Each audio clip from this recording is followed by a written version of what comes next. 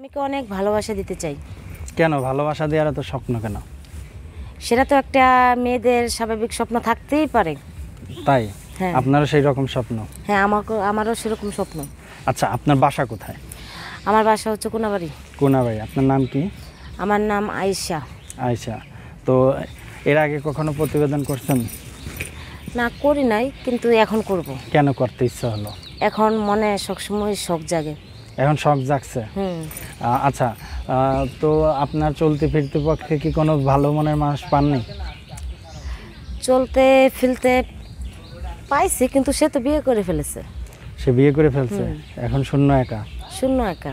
আচ্ছা, আপনার একটু আমি জানতে চাচ্ছি যে কি ধরনের ছেলে আপনার পছন্দ? আমার পছন্দ হচ্ছে শ্যামলা বরণ, আর যে হচ্ছে যে আপনার মানে উচ্চতা 5 ফুট 3 ইঞ্চি হলেও হবে, কিংবা 5 ফুট হলেও হবে। আচ্ছা, আর বডি ফিটনেস কোন, মোটা না চিকন? একটা ছেলের স্লিম বডিতেই মনে হয় যে একটা মেয়ের সুখ থাকে বেশি। তাই? হ্যাঁ। আচ্ছা, দেশি ছেলে না প্রবাসী ছেলে পছন্দ আপনার? আমার দেশি ছেলে হলেই ভালো হয়, প্রবাসী ছেলে না। দেশি ছেলে পছন্দ হওয়ার কারণ কি? কারণ সে কোনো সময় যাবে না আমাকে রেখে, সে আমাকে নিয়মিত ভালোবাসা দিবে, সে আমার সাথে থাকবে, সুখে দুঃখে পাশে সবসময় তাকে পাবো।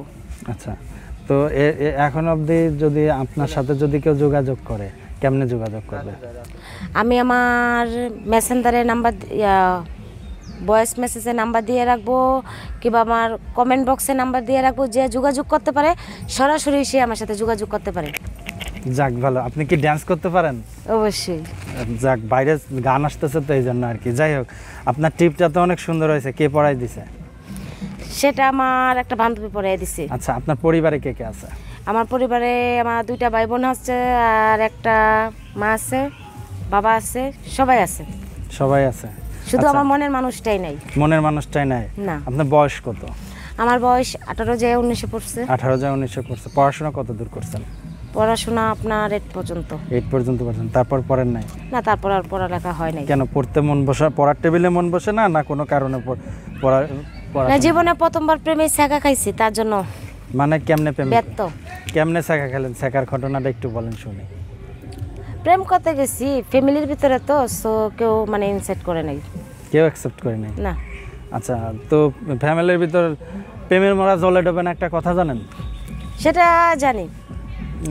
তাহলে প্রেমের মরা যদি জলেই না যাবে, যে প্রেম করেছেন 2 জন ভাইগে চলে যাবেন? না, সে আবার একটু ভদ্র একটু সমাজের জোরে ছিল কথা তো। বলেন।